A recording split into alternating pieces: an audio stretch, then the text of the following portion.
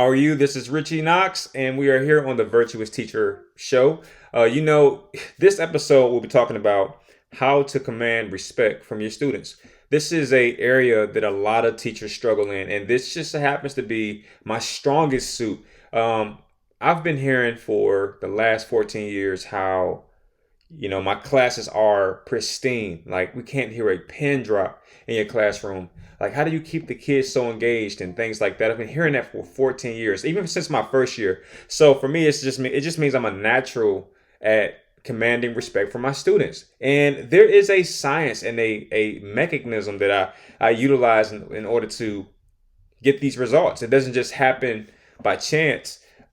Before we get started, please be sure to check out the descriptions for ways to connect and support me as I try to raise awareness for the things that teachers go through. And of course, you can check out this content and past episodes by either going to YouTube or going to anywhere you get your podcast. Those are the two places that you can go and check out, more information. But let's jump right in. And I want to start off with a disclaimer. These techniques will not work for everyone. They're not for everybody. Not everybody wants to come across so seriously. I think one of the best things ever is, a teacher who can smile and giggle and, put on funny hats and stuff like that. If that is your personality, then these techniques won't necessarily fit your style. But you know what to do. You're a smart person. That's why you're a teacher. So you know that you can take, any type of resource and modify it for your audience. So that's what I'm hoping that most individuals do, rather than read what I'm saying as a script and follow it accordingly. Kind of take some things, leave some things, hear some things, and make your own decisions at the end. But the very first thing I would like to say as it relates to commanding respect from your students is stabilizing your demeanor.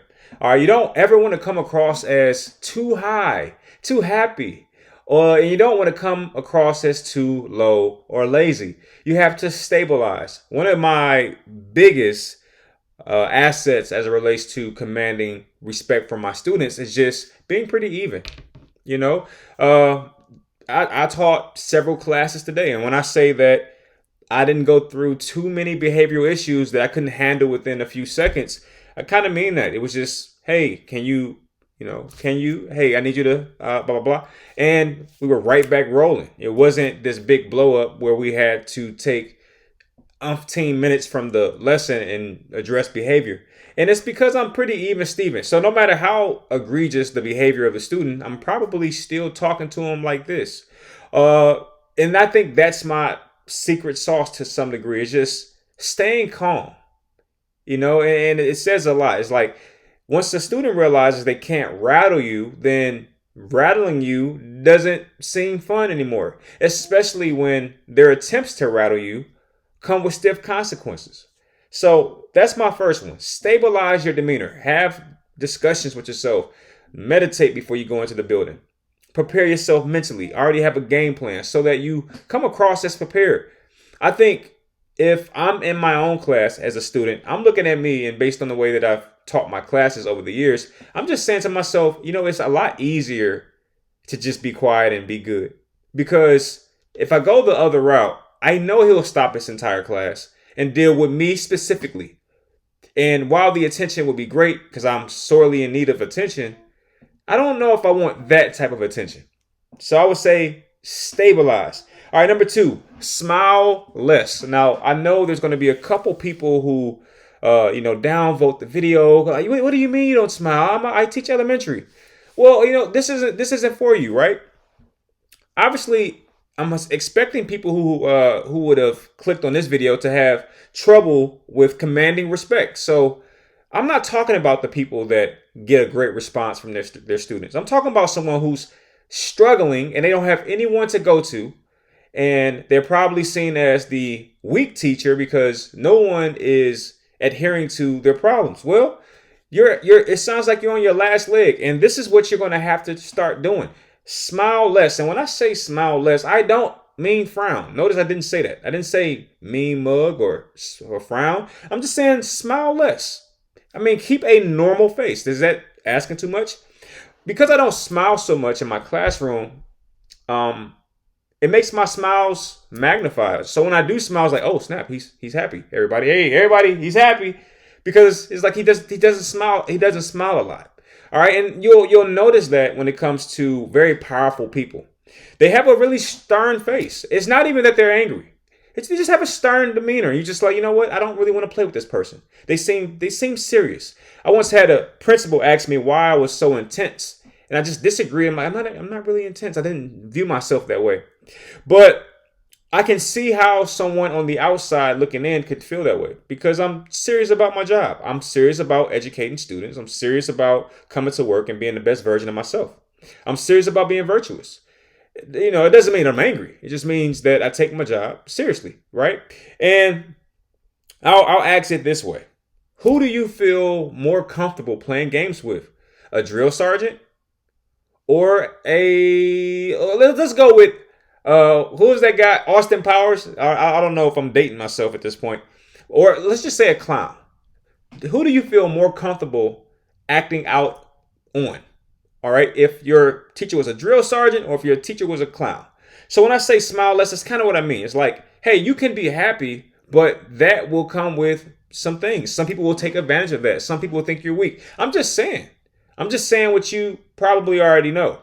And then when you smile less, whether you're serious or not, it does kind of communicate a different energy.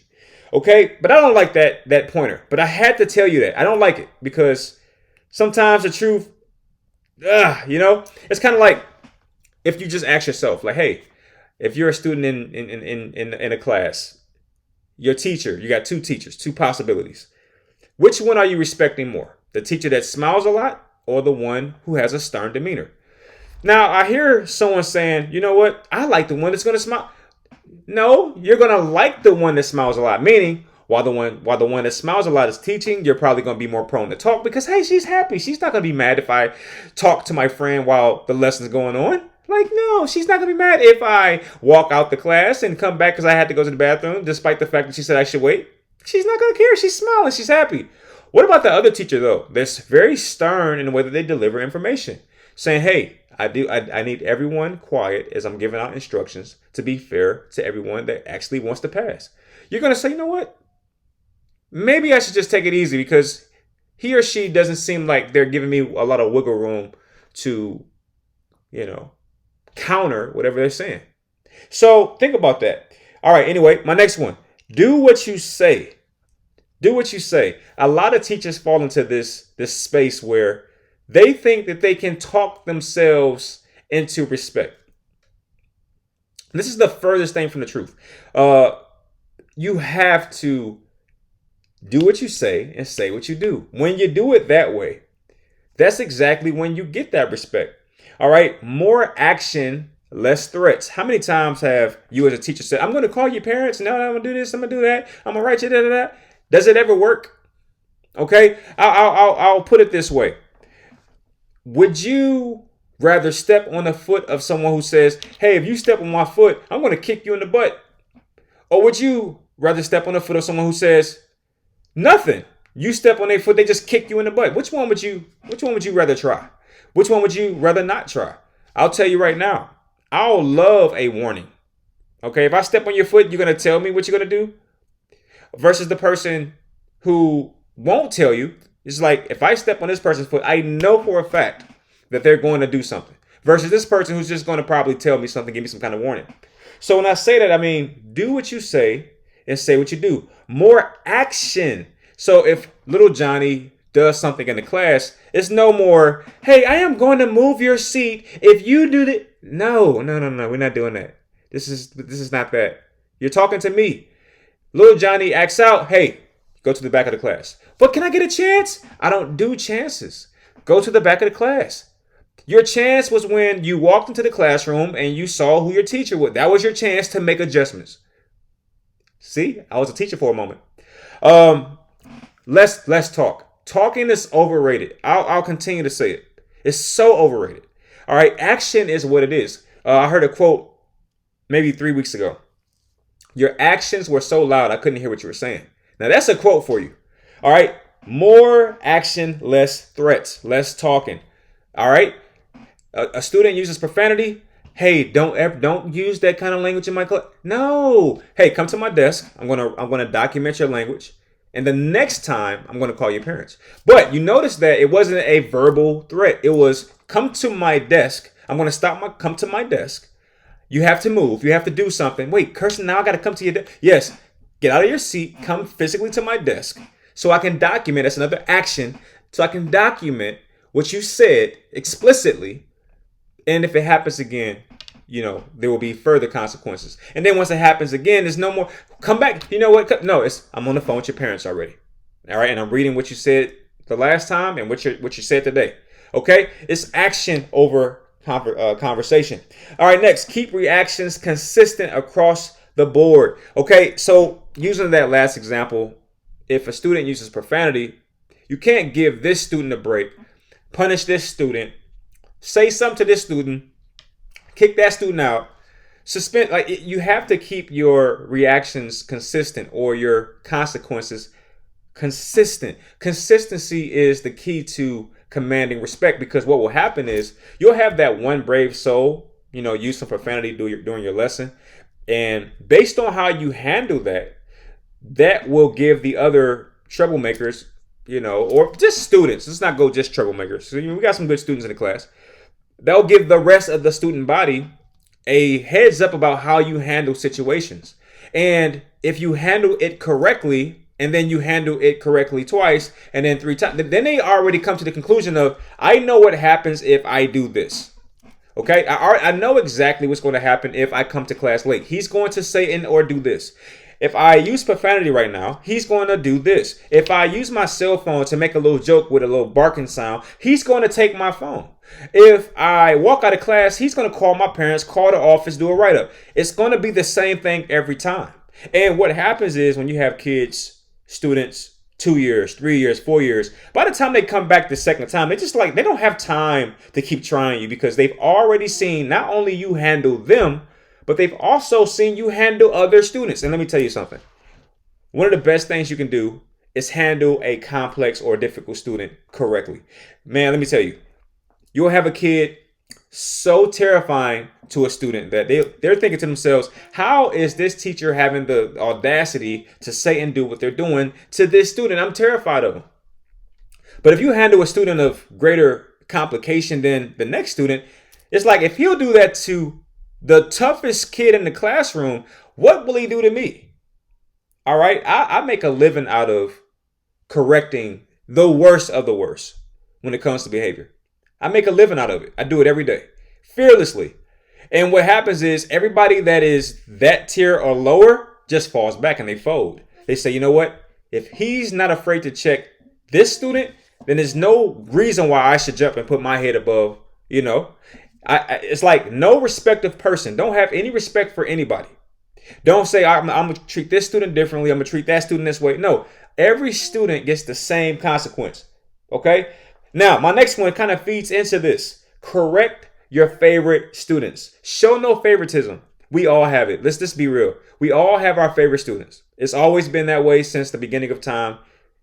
Forever. You're going to have your favorite students. But when your favorite students come to the realization that, I might be his or her favorite student, you can't give them, leeway. You have to correct them at the same frequency and or consistency as you correct everybody else. Doing that earns you respect, even from your favorite students, because sometimes your favorite student can get to a point where, I'm going to try Mr. Knox today because, he likes me. He likes me. He think we're cool. He gave me an A on my quiz, not realizing that the student earned it, right? You know how that works. But no, you have to correct them at the same frequency as you correct everybody else. And when you do that, you send a signal to both them and the classmates. Okay? Stop your class over disrespect. Do not teach through it. One of the biggest mistakes you can ever make. And I've seen several teachers make this mistake. One of my favorite teachers made this mistake. A beautiful lady by the name of Miss Gibbons. More than likely will retire by this point. She was the most sweet lady ever. She was a science teacher. And I distinctively remember her allowing so much chatter and talk while she taught. And I kind of look at it from this perspective. she didn't really care. I mean, she cared. Let's not go that route. I'm saying, hey, she was going to get paid regardless. And at best, she was allowing us to just be ourselves. Okay. And it's kind of like, hey, if you're not going to learn science now, you'll get it back at some point in your life where you don't know anything about science and you're going to fill a course. And guess what? She was right. I didn't quite fail the course in college, my science course, but I certainly didn't do a great job. I got like a C- or something like that. But the point is, I remember her allowing us to talk so much while she taught. We would be in the back of the class just having separate conversations from what Miss Givens was talking about. And I said, that is one thing I will not do. If I'm teaching and the student is talking, I'm going to stop my class and address the student, not disrespectfully. And I might say something to the effect of, Mr. Jones, you do realize we're having a lesson going on right now. You do realize a lesson is happening right now.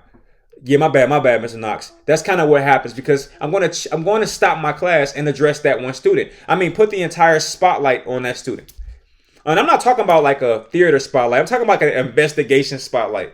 Like, hey, so when I open my voice, everyone stops talking because I'll go from lesson voice to correction voice. So yeah, everyone, you're gonna take out your books and you're gonna write down your name. Mr. Thomas, I'm giving out instructions right now. I can't talk over you, sir. Are you okay? Is everything fine? Oh yeah, yeah. Do you need me to move your seat, or can you? No, I'm good, Mr. Knox. My fault. All right, cool. Everybody, please, and then we get right back to it. But do not, by any means, give out instruction while a student is talking with you, because you're basically sending a smoke signal or dog whistle that, hey, you can talk while I'm teaching. If you're going to allow one student to do it, you know how this works. This is a pack rat or rat pack rather society when it comes to classes. Like if you let one do it, they all want to do it. If you let one student go to the bathroom, when they return, another hand is already up. Hey, can I go? So you have to address the one.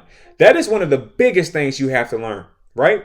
If you're struggling with commanding respect, the smallest issues are the biggest issues. There's no difference, okay?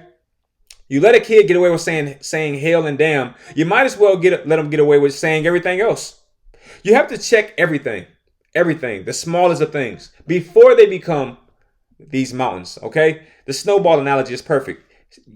Squash, melt, stop the snowball when it's this size before it turns into an avalanche, because it will, okay? That's real business. Next, dress professionally. I know this is a sketchy or kind of a dodgy point right here because a lot of people like to wear what they like to wear, but what you wear says a lot as a teacher. You're an educator. Coming in with Nikes and, graphic t-shirts, even as an art teacher, maybe the only exception might be PE, but don't get mad at me when you're not getting respected because you're dressing like you're going out to go shopping or you're going out with some friends versus dressing like a professional. I mean, I'm not saying anything that's groundbreaking here. If you're talking to an individual and they're dressed in sweatpants versus talking to somebody that's in slacks or a dress, who do you respect more? I mean, I think that's self-explanatory. Speak professionally. Always use ma'am and sir. One of the most amazing things that I love about my teaching style is I call my students ma'am and sir. They never see it coming. They never expect it. They're always surprised, and they never address it. They never say, hey, you just called me ma'am or sir. They never say it that way. They just kind of give me this small, very subtle look and they answer the question or they respond. You have to be professional at all times if you want to be respected because people are watching you even when you don't know. So when you're at your table in the window or the blinds are open, they can see in. They're watching what you're doing. They're constantly collecting data. I mean, as people, as teachers, isn't that what you do? When you see people, don't you collect data on them? All right. People are watching you. They're collecting data on your mannerisms and how you speak and what you say so that they understand how to handle you, how to talk to you, how to deal with you. And if you're constantly speaking professionally, you're constantly dressing professionally and you're calling people ma'am and sir, even if you don't have to do it, even in informal conversations, they're going to remember that. And they're going to say, wait, if he's calling me ma'am or sir, I probably need to show a little. Now, of course, you have those friends that you just kind of talk to, so forth and so forth. But I'm talking about student to teacher relationships. All right, in this particular case. Okay. Yes, sir. How can I help you? Yes, ma'am. Never trying to demean them, disrespect them. I treat them like people, real people. Not like numbers. I treat them like little people that are not quite adults yet. And they respect that. Mr. Knox, hey, how you doing, sir? Yes, sir. You if you need something, That's another thing. Get them what they need. I used to, in my first couple of years, withhold pencils and paper from students who didn't have it.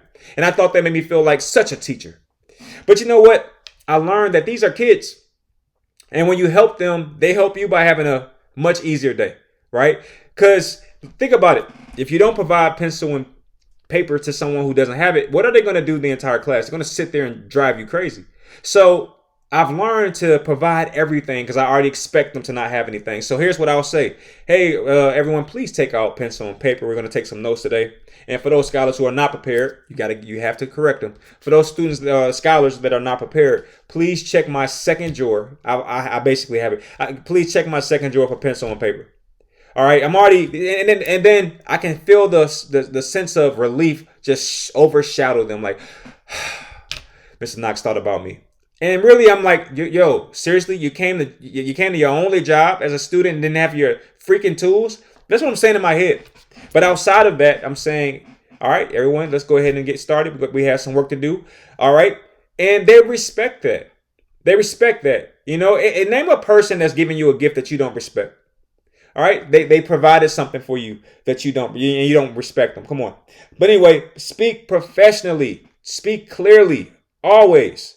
Even in informal conversations, all right? Unless it's your real ride or die friend, and you know that one teacher you like so much that you just curse around them, all that kind of. That's one thing, but 90% of the time, speak professionally, formally, all right. Even when for example, I remember Barack Obama. It just seems like he was always speaking very formally, even when he was on a show with like a Jay Leno or whoever. Or he was talking to a rapper. He still stayed in character. And you just know that when he's at home with Michelle, he has a completely different vernacular. But he was always professional. And as a result, he commanded respect. You just got to face it. Now, next, respect the children as people, not numbers. I already kind of touched on this, so I'll keep this one brief. Treat those kids like people, man. When you treat people with respect, and don't treat them like you're the authoritarian. I'll tell you this, you go do that. When you treat them like people, it's reciprocated. All right? It's reciprocated. They realize like he sees me, and not just as a number, not just as a student. He cares about my learning. He cares about the fact, and really what's happening is all these things are adding up. Smiling less, doing what you say, less threats, keeping reactions consistent. All of this is adding up. And before you know it, you're a virtuous teacher and people are looking in wondering what you're doing. That's how it works. All right. Look students in the eyes. That's another one that gets overlooked. All right. Look students in their eyes. Be respectful. Look them in their eyes when you're talking to them. Now, hey, go sit down somewhere. Can you please, hey, excuse me, sir. Is everything okay? I'm trying to teach and right now you're talking with me. I don't really sound like this. I'm trying to recreate what I would say in the actual class, and it's coming across very robotic.